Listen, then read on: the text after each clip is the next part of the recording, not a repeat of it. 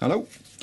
Today I'm going to talk about a what I think is a very interesting watch. If you've seen this one on our website, you might be wondering why you would want to pay over £1,000 for a Casio quartz watch, and I'm going to do my best to explain why this watch costs what it costs and why it's worth it.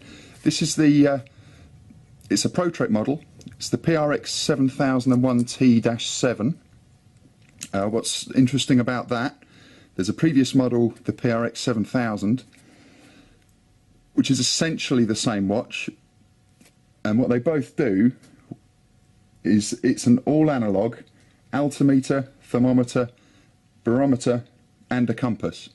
So there's no digital display on the watch whatsoever, and the difference with the 7001 is that it will do imperial measurements as well as metric. So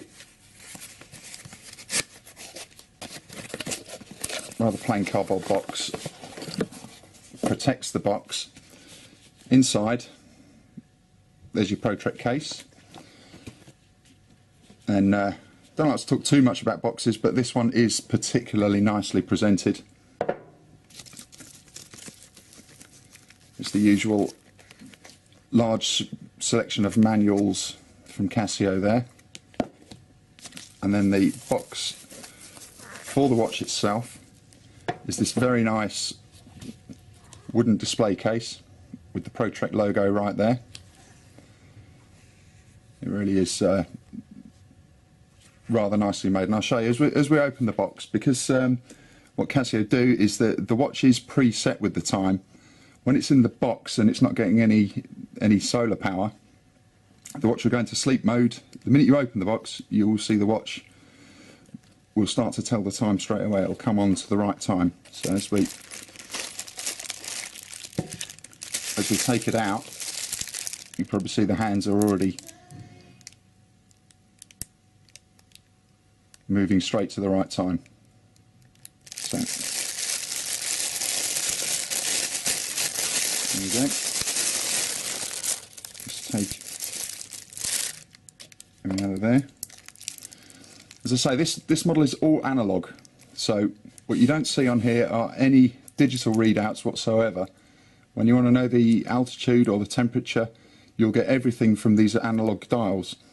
What's so interesting about this model is that each hand, the hour hand, the minute hand, the second hand, they all have a separate motor. So with a standard analog watch, if you want to you're having to set the time manually, you would normally wind the minute hand round full revolution in order to get the hour hand to move once. As you saw when they got this out of the box, the hour hand moves independently, so it doesn't have to wait for the minute hand to go all the way around. It can go straight to where it needs to be. Right, we'll just take the wrapping off there.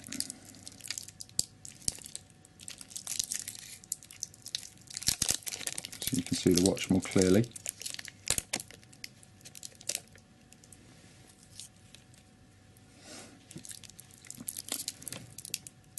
So there we are. Lovely big clear dial. This watch has got, it's 5 centimetres across, so it is a big watch. It's sapphire glass, designed to be very scratch resistant.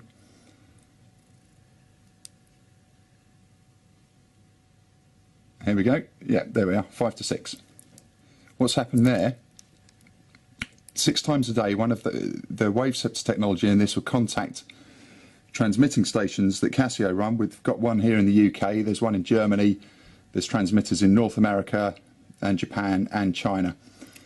And the watch will automatically try and connect to those, and as soon as it's made a connection, it will check what the correct time and date is, and it will set itself for you. So there we are, we're now pinpoint accurate.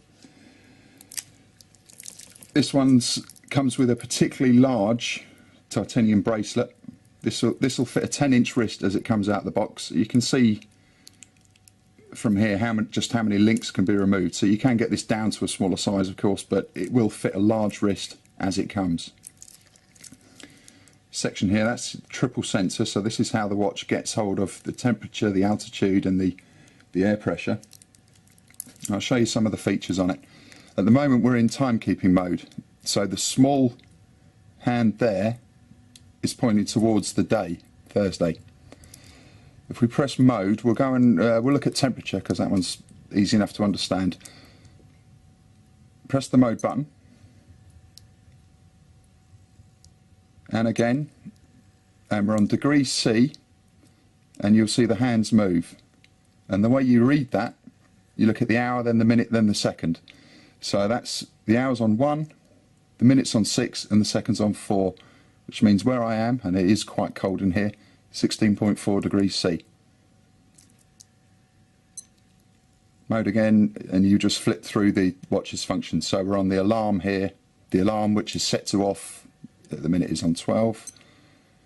There's your stopwatch, and then we'll keep going all the way until we get back to timekeeping mode.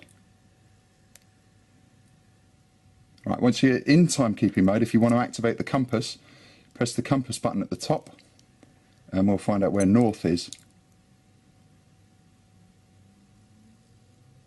And it's over there. If I turn the watch, the compass stays active for 20 seconds. After 20 seconds, the watch will just automatically go back to timekeeping mode, so you don't have to press compass again to get it back. Another nice feature of this model, what Casio have done, there's two anodized dials here in the crown. So at the moment, if you look closely, you can see green inside the crown. If we unscrew it to make a setting change, so we want to change it to imperial, we can now see a bit of red, and the red tells you when the crown's out. So if you see that red, you know your crown's out. You need to get that crown back in order to keep the watch water resistant. This is, as with most of the ProTrek range, it's 100-metre water resistance. It's not really a diver's watch, this is a climber's watch more. So you don't get the 200 metres that you'd expect to get with a G-Shock. The other thing I wanted to talk about is the luminous dial. So what we'll do, we'll turn the lights down, and you'll see the luminous increments and the luminous hands light up, so you can tell the time in the dark. Sorry, you're getting a little bit of red from the camera's recording light. Down at the bottom is the LED, so you press here and you get the full LED on the dial. Now this one has got, it's common to quite a few Casio models, the auto LED function. So if I hold the light button, you should hear two bleeps. Hope you heard those. That means the auto LED function's enabled. And now if I tilt the watch towards me, the dial will light up, like so. So we'll just do that once more. So basically when you look at the watch in the dark, it will light up. Now if we'll get the lights back on. If I hold the LED light, you'll hear a single beep, and that will switch off the auto LED. There we go. So it's now switched off. Casio recommend that you keep the auto LED switched off if you're driving or riding a motorbike. You don't want the light of the watch suddenly coming on and possibly causing a distraction, but as long as you're walking, that can be a useful feature to just be able to get the light of the watch on simply by having it tilted towards your face, and there you go, it'll light up. And that's everything we've got to say about this one.